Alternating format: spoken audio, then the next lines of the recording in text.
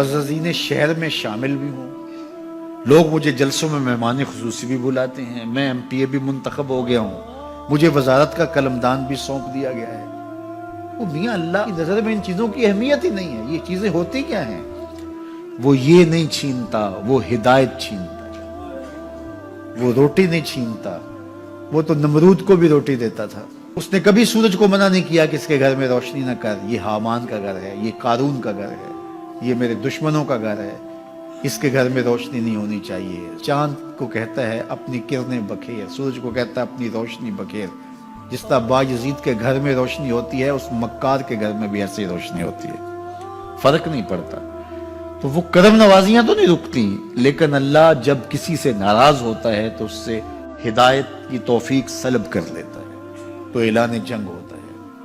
تو پھر وہ ٹکرے بھی مار رہا ہو تو اس کی رسم کی نماز ہوتی ہے، اس کا ماتھا جھک رہا ہوتا ہے، دل نہیں جھک رہا ہوتا، کیونکہ ہدایت سلب کر لی گئی۔ جب اندر سے روح ہی نکال لی جائے تو باقی بچتا کیا ہے؟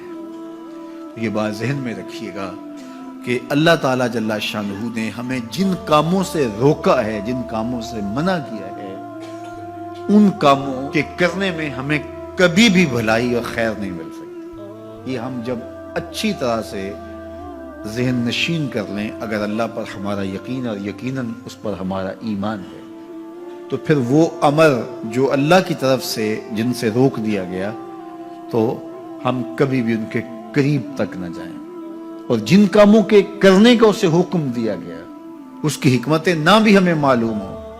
آج جدید سائنس تحقیقات کرتی ہے تو ہمارے سامنے آتا ہے کہ وضو کے کیا فوائد ہیں۔ آج ہمیں لوگ بتاتے ہیں کہ جناب آپ امامہ باندھیں گے تو سن سٹروک سے بچ جائیں گے۔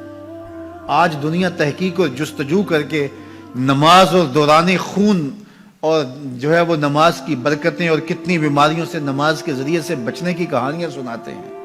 اچھی بات ہے، نماز سے صحت پہ اثر پڑتا ہے۔ یہ اچھی بات ہے کہ وضو سے بہت ساری بیماریوں سے نجات ملتی ہے۔ یہ اچھی بات ہے کہ سر پہ امامہ باندھ لے تو سن سٹروک سے بچ جاتے ہیں۔ یہ اچھی بات ہے کہ آپ روزہ رکھتے ہیں تو کینسر جیسے امراض سے آپ کا بچاؤ ہوتا ہے۔ یہ اچھی بات ہے کہ فلاں عمل کرتے ہیں تو فلاں ہوتا ہے، لیکن صاحب ہم سن سٹروک سے بچنے کے لیے امامہ نہیں باندھتے، ہم محمد عربی کی ادا کے لیے باندھتے ہیں۔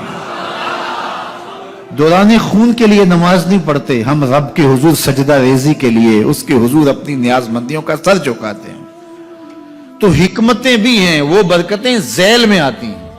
تو یہ بات ذہن میں رکھیے گا۔ غزنوی کا وزیر اس سے حسد کرتے ہوتے تھے کہ اس میں کیا خصوصیت ہے کہ بادشاہ اسی کو اہمیت دیتا ہے۔ ایک دن بادشاہ نے کوئی تربوز کاٹا، کوئی خربوزہ کاٹا یا کوئی اور ایسی چیز تھی، تو جس کو بھی دیا تو وہ کڑوا تھا، تو اس نے چوہی چکھا تو پھینک دیا، اور پھر بلایا یاس کو اور اس کو کاٹ کے اس کی پھانک دی، تو ایسے لطف سے کھانے لگا کہ جیسے اس سے لذیذ کبھی پھل زندگی میں دیکھا نہ ہو۔ تو سارے اندر ہنس رہے تھے، ایک دوسرے کو آنکھوں سے اشارہ کر رہے تھے، یہ دیکھو بے وقوف۔ تو بادشاہ رک گیا اور کہا کہ ایاز، یہ جو فروٹ تم نے کھایا ہے یہ میٹھا تھا یا کڑوا؟ کہا بادشاہ سلامت کڑوا۔ تو کہا پھر اتنے ذوق سے کیوں کھایا؟ کہا کہ اس ہاتھ سے میں نے میٹھی نعمتیں کھائی ہیں، آج کڑوی ملی ہے تو تھوک دوں؟ کہا ایسا نہیں ہو سکتا۔ تو میاں کڑوا ہو تو وہ بھی قبول کیا جائے، نفس پہ شاک ہو۔ کڑوی وہ چیز ہوتی ہے جو نفس پہ شاک ہوتی ہے، نفس کرنا نہیں چاہتا، لیکن اس کے باوجود تمہارا دل کہے نہیں، یہ مالک کی طرف سے ہے۔ سخت سردی ہے، گرمی کی شدت ہے، پانی ٹھنڈا ہے اور موسم سرد ہے، پانی گرم ہے اور موسم بھی گرم ہے، رات کا پچھلا پہر ہے، تھکے ہوئے ہیں، لیکن آپ اس کے باوجود بھی اپنے رب کے حکم کو بجا لاتے ہیں۔ نفس پہ شاک ہے، لیکن سینے میں ٹھنڈ ہی نہیں پڑتی جب اس کے حضور سجدہ ریزی نہیں کر لیتے۔ تو اس کے حکموں کو بجا لانا اور اپنے نفس کو پیچھے کر دینا اور اپنی خواہشات کے گلے پہ چھری پھیر دینا اور مالک کی رضا میں اپنے آپ کو گم کر دینا، یہی زندگی ہے اور یہی بندگی ہے۔ تو اس لیے مجھے اور آپ کو اس بات پہ غور اور تدبر کرنا چاہیے کہ ہم اس مختصر زندگی کو اللہ کے احکام کی مطابقت میں گزارنے کا عزم کریں۔ وہ بات چھوٹی سے چھوٹی ہو یا وہ بات بڑی سے بڑی ہو، وہ احکام ہماری زندگی کے اندر نافذ العمل ہو۔ میں پھر وہ بات کہوں گا جو بار بار کہتا ہوں کہ میرے بزرگ ہم سے کہا کرتے تھے، یہ نہ ہو کہ لوگ تمہیں پوچھیں تم کون ہوتے ہو اور تمہیں بتانا پڑے کہ ہم مسلمان ہوتے ہیں۔ فرمایا کرتے تھے صاحب نہ کسی کو پوچھنا پڑے نہ تمہیں بتانا پڑے، تمہاری وضاحت، تمہارا طرز زندگی، تمہارا انداز معاشرت ایسا خوبصورت ہو، تم دور سے آ رہے ہو لوگ پہچان کے کہیں وہ دیکھو محمد عربی کا غلام آ رہا۔ تم شکل سے پہچانے جاؤ، تم کردار سے پہچانے جاؤ، تم وعدے سے پہچانے جاؤ۔ کتاب کا نام ہے بشر القیب فی لقاء الحبیب۔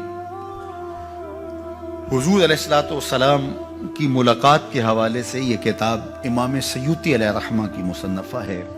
اس میں ایک واقعہ انہوں نے لکھا کہ ایک شخص قبر میں اترا اور نکیرین آئے اور انہوں نے سوال و جواب کا سلسلہ کیا، من ربوں کا، ما دینوں کا۔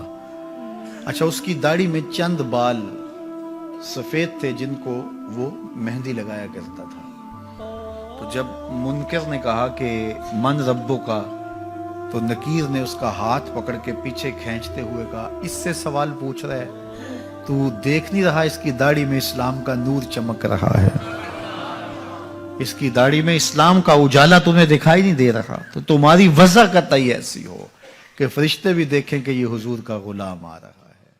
اللہ کے ذکر سے رخ پھیر لے، اللہ کی یاد سے رخ پھیر لے، اللہ کے دین سے اعراض کرے، تو پھر خدا شناسی، قناعت، توکل اور اعمال خیر تو اس سے چھن ہی جائیں گے، اس کو خود فراموشی کے عذاب میں مبتلا کیا جاتا ہے۔ اور قرآن مجید نے ایک دوسرے مقام پہ ارشاد فرمایا وَلَا تَكُونُوا كَالَّذِينَ نَسُوا اللَّهَ فَأَنسَاهُمْ أَنفُسَهُمْ، ان لوگوں کی طرح نہ ہو جانا جنہوں نے رب کو بھلا دیا۔ وہ بھول گئے، اپنے رب کو بھول گئے، غفلت ایسی طاری ہوئی، سویر سے لے کر شام تک اور شام سے سویر تک دنیا دنیا اور دنیا ہی مقصد حیات بن گیا۔ دنیا میں آئے کس لیے تھے، مقصد کیا تھا، بھول گئے۔ میلہ دیکھنے کے لیے آئے تھے، گھر کا راستہ بھول گئے۔ اللہ اکبر۔ تو فرمایا تم ان لوگوں کی طرح نہ ہو جانا۔ پھر اللہ نے انہیں سزا کیا دی، رزق کے دروازے بند کر دیے؟ نہیں۔ ان کی سانسیں چھین لی؟ نہیں۔ سورج کو حکم دے دیا اس کے آنگن میں روشنی نہ بھیجنا؟ نہیں۔ چاند کو چاندنی بکھیرنے سے روک دیا؟ نہیں۔ آب و ہوا روک دی گئی؟ نہیں۔ انہیں کیا سزا ملی جنہوں نے رب کو بھلا دیا؟ فرمایا فَأَنسَاهُمْ أَنفُسَهُمْ، اللہ نے انہیں ان کی ذاتوں سے انہیں بے خبر کر دیا۔ جو خدا فراموش ہوئے وہ خود فراموش ہو گئے، انہیں اپنے آپ سے ہی آگاہی نہ رہی۔ اور مجھے بتاؤ، جسے یہ بھی نہ پتا ہو کہ میں کون ہوں، اپنی شناخت جو بھول جائے، اس کے پلے ہوتا کیا ہے؟ اقبال نے کہا تھا نا، اپنے من میں ڈوب کر پاجا سراغ زندگی، تو میرا نہیں بنتا تو نہ بن، اپنا تو بن۔ مجھے بتائیے 6 فٹ کا جوان ہو، قدے رانا رکھتا ہو، اس کی آنکھیں عقابی ہوں، ماتھا کشادہ ہو، رنگ چمک رہا ہو، ہونٹ گلابی ہوں، لیکن اس کی قمیص کے پیچھے گھر کا ایڈریس لکھا ہو کہ کسی کو ملے تو اس ایڈریس پہ پہنچا دے، تو آپ اس کا چہرہ دیکھ کے کہتے ہیں واہ کیا جوان رانا ہے، کیا اس کے ہونٹ گلابی ہیں، کیا نرگسی آنکھیں ہیں، کیا خوبصورت چہرہ ہے، کیا شمشاد قد ہے۔ لیکن اچانک نظر پڑی تو اس کے گھر کا ایڈریس اس کی قمیص کے پیچھے لکھا تھا۔ آپ نے کہا میں نے دور سے دیکھا، اس کا تو توازن عقلی ہی ٹھیک نہیں، یہ تو بیچارہ جو ہے وہ پاگل ہے۔ تو قد کاٹ ہونے کے باوجود گھر کا ایڈریس پیچھے لکھ دیا گیا، تو اب ہر کوئی سمجھتا ہے کہ یہ بیچارہ فہم و ادراک کے نور سے خالی ہے۔ قدِ رانا پہ ترس آنے لگ جاتا ہے، اور وہ آنکھیں جن میں ڈوب جانے کو، جھیل جیسی آنکھوں میں غوطہ لگانے کو جی چاہتا تھا، تو اب ترس آنے لگ جاتا ہے کہ یہ بیچارہ تو خود فراموش ہے۔ اللہ فرماتا ہے جس نے رب کو بھلا دیا، تم یہ نہ دیکھو اس کے بنگلے کتنے ہیں، یہ نہ دیکھو اس کے پاس کوٹھیاں کتنی ہیں، یہ نہ دیکھو اس کی چمکتی ہوئی کتنی لمبی گاڑی ہے، یہ نہ دیکھو کہ عالی نسب ٹاؤن کے اندر اس کا گھر ہے، یہ نہ دیکھو اس کا بینک بیلنس کتنا ہے، ہاں ہاں یہ بھی نہ دیکھو اس کے پاس وزارت کا قلم دان ہے، یہ بھی نہ دیکھو کہ یہ وزارت عظمیٰ کی کرسی پہ بیٹھا ہوا ہے، یہ بھی نہ دیکھو کہ اقتدار کی مستد پہ جھولتا ہے، یہ بھی نہ دیکھا ہو کہ یہ ڈائس پہ کھڑے ہو کے نعرے لگاتا ہے، لوگ آگے سے جواب دے کے واہ واہ کے ڈونگرے برساتے ہیں۔ کہا اس کی قمیض کے پیچھے لکھا ہوا ایڈریس پڑھ لو، فَأَنْسَاهُمْ أَنفُسَهُمْ، یہ وہ شخص ہے کہ جو اپنا پتہ بھول چکا ہے، جسے پتہ ہی نہیں کہ میں کون ہوں، اس دنیا پہ آیا کیوں، جو آ کے بھول گیا ہے، اسے گھر کا رستہ ہی نہیں مل رہا اور یہ بھاگا پھر رہا دنیا کے اندر۔ کیا بتائیں احباب کیا کارنامائیاں کر گئے، بی اے کیا، نوکر ہوئے، پینشن ملی اور مر گئے، زندگی کا مقصد ہی نہیں ملا۔ کہا جو اس دنیا میں اندھا رہا کل قیامت کے دن بھی نابینا اٹھایا جائے گا۔ اس سے ان آنکھوں کی بے نوری مراد نہیں ہے، اس سے دل کی بے نوری مراد ہے۔ اسی لیے اقبال نے کہا تھا دل بینا بھی کر طلب خدا سے، کہ آنکھ کا نور دل کا نور نہیں ہے، آنکھ کا نور اور ہے، دل کا نور اور ہے۔ تو ہم دنیا کی مادی چمک کو دیکھتے ہیں، میرا مالک کہتا تمہارا دل ستھرا ہونا چاہیے، تمہارا منہ کالا ہو تو کوئی بات نہیں ہے، دل کالے نالوں منہ کالا چنگا، جے کو یہ رمز پچھانے ہو۔ اصل تو دل کی پاکیزگی ہے، اور دل رب کے ساتھ وابستہ ہو، اس کے رسول کے ساتھ وابستہ ہو۔ تو جس نے اللہ کے دین سے رخ پھیرا، اعراض کیا، تو پھر اس کا نتیجہ کیا ہو کہ اس کی زندگی تلخ ہو جائے گی۔